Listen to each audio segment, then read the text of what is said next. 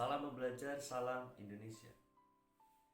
Dalam kesempatan kali ini kita akan belajar PPKN SMP kelas 8 di bab yang kelima, yaitu tentang nilai-nilai dan semangat Sumpah Pemuda dalam Bhinneka Tunggal Ika. Nah, pada video bagian kedua ini kita akan belajar tentang 3 pokok materi. Yang pertama adalah simbol-simbol negara. Kemudian yang kedua, semangat juang pemuda dalam mempertahankan kemerdekaan bangsa Indonesia dan nilai-nilai Sumpah Pemuda. Mari kita mulai. Sekarang kita masuk pada subbab yang kedua, yaitu memahami simbol-simbol negara dan nilai-nilai Sumpah Pemuda. Pertama kita akan bahas tentang simbol negara. Yang pertama adalah bendera negara. Pasti kita tahu bendera negara kita adalah bendera merah putih yang memiliki ukuran lebar 2/3 dari panjangnya. Bendera merah putih dijahit oleh Ibu Fatmawati, istri dari Presiden Soekarno. Bendera merah putih ini pertama kali dikibarkan pada saat proklamasi kemerdekaan tanggal 17 Agustus 1945. Sebagai simbol negara, bendera merah putih diatur dalam Undang-Undang Dasar Negara Republik Indonesia tahun 1945 pasal 35. Nah, dalam penggunaannya tidak sembarangan. Kita tidak boleh menggunakan bendera merah putih dengan sembarangan karena ada aturan-aturan tertentu. Nah, yang kedua adalah bahasa negara, yaitu bahasa Indonesia diatur dalam Undang-Undang Dasar Negara Republik Indonesia tahun 1945 pasal yang ke-36. Biasanya bahasa Indonesia digunakan sebagai bahasa resmi dalam acara formal kenegaraan ataupun bahasa pemersatu yang digunakan dalam kehidupan sehari-hari kita ketika kita bertemu dengan orang yang berbeda daerah dan lain-lainnya. Yang ketiga adalah lambang negara yang berbentuk Garuda Pancasila yang kepalanya menoleh ke kanan. Nah, burung Garuda ini memiliki jumlah sayap 17, kemudian jumlah ekor ada 8, kemudian pangkal ekor 19, dan jumlah leher 45, menandakan kemerdekaan Indonesia 17 Agustus 1945. Di tengahnya terdapat perisai. Nah, yang pertama adalah gambar bintang, itu menandakan sila yang pertama. Yang kedua adalah mata rantai sebagai sila kemanusiaan. Yang ketiga adalah pohon beringin yang menandakan sila persatuan. Dan yang keempat adalah kepala banteng, kerakyatan. Dan yang kelima adalah padi dan kapas sebagai lambang keadilan sosial bagi seluruh rakyat Indonesia. Garuda Pancasila ini mencengkeram sebuah pita yang bertuliskan Bhinneka Tunggal Ika. Artinya walaupun berbeda-beda tetapi kita tetap satu jua. Sama dengan bendera merah putih, penggunaan lambang Garuda Pancasila ini diatur dalam undang-undang. Jadi kita tidak boleh sembarangan menggunakan lambang negara kita.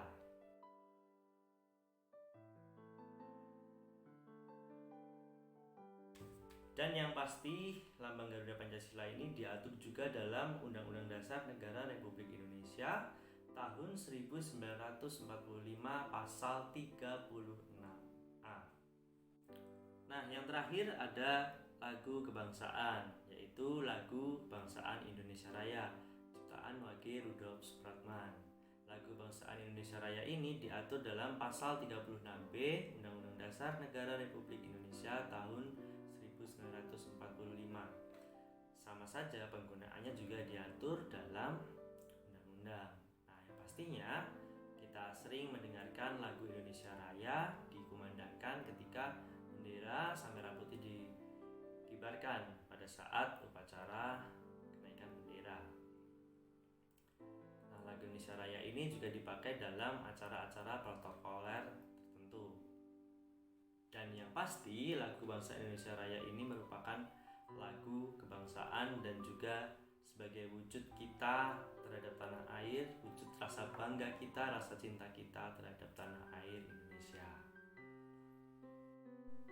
Berikut ini kita akan mengenal beberapa para pejuang pahlawan bangsa yang telah gugur di usia muda. Yang pertama adalah Raden Ajeng Kartini. Lahir di Jepara 21 April 1879. Memperoleh pendidikan sampai tingkat sekolah dasar dan setelah itu harus menjalani pingitan pada usia 12 tahun oleh Raden Adipati Jayadiningrat Bupati Rembang.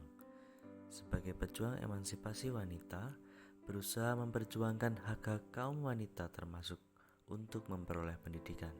R.A. Kartini juga membuka sekolah untuk para perempuan di Rembang. Ia berusaha menentang peraturan adat yang melarang keras perempuan keluar rumah. Salah satu bukunya yang terkenal yaitu Habis Gelap Terbitlah Terang. Kartini meninggal pada 17 September 1904 di usianya 25 tahun saat Robert Walter Mangunsidi lahir di Manado 5 September 1925, turut serta memimpin barisan angkatan muda pelajar di Makassar. Pada 17 Juli 1946, Walter bersama para pemuda lainnya mendirikan LAPRIS atau Laskar Pemberontak Rakyat Sulawesi. Pada 28 Februari 1947, Walter tertangkap oleh pasukan Belanda dan dipenjarakan di Makassar. Akan tetapi, beliau mampu melarikan diri. 10 hari kemudian kembali tertangkap dan divonis hukuman mati. Pada 26 Maret 1946, Walter dijatuhi hukuman mati oleh kolonial Belanda. Saat menjalani hukuman tembak, Walter Mangunsidi memegang kitab Injil di tangan kirinya, sedangkan tangan kanannya mengepalkan tinju sambil berteriak, "Merdeka atau mati."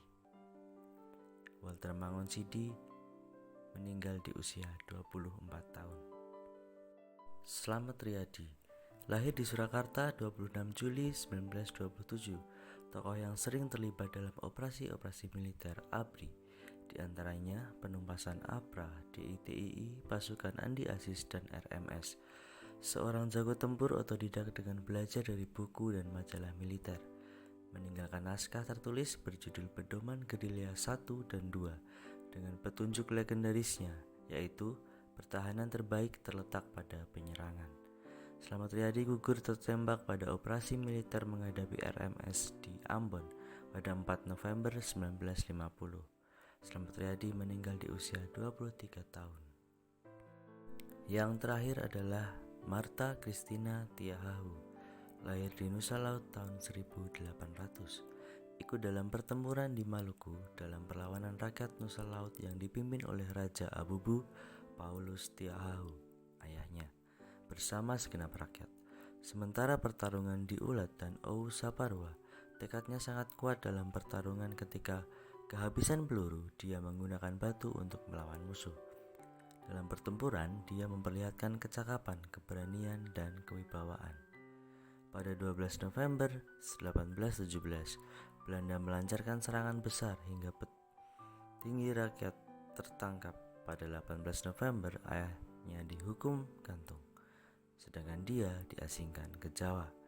Martha Christina meninggal di Laut Banda 2 Januari 1818. Martha Christina Tiahahu meninggal di usia 18 tahun.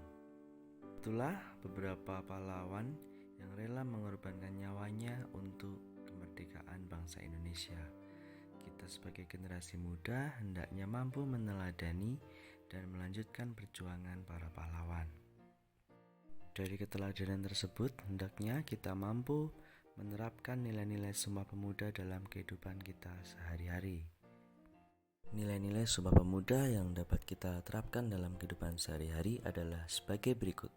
Yang pertama, patriotisme atau rela berkorban, gotong royong atau kerjasama, nasionalisme cinta tanah air, musyawarah untuk mufakat, kekeluargaan atau menimbulkan rasa senasib dan sepenanggungan, persatuan dan kesatuan, serta mengutamakan kepentingan bangsa daripada kepentingan pribadi atau golongan. Baiklah, kita sudah berada di penghujung akhir pembelajaran. Pesan dari pembelajaran kali ini adalah Kita manusia diciptakan berbeda. Kita memiliki kelebihan dan kekurangan masing-masing. Kita memiliki potensi diri masing-masing. Mari kita bangkitkan, mari kita bangun, mari kita menjadi berkat bagi sekeliling kita, menjadi dampak yang lebih baik lagi untuk bangsa kita. Terima kasih, saya Dimas Bayu Kusuma. Salam pembelajar, salam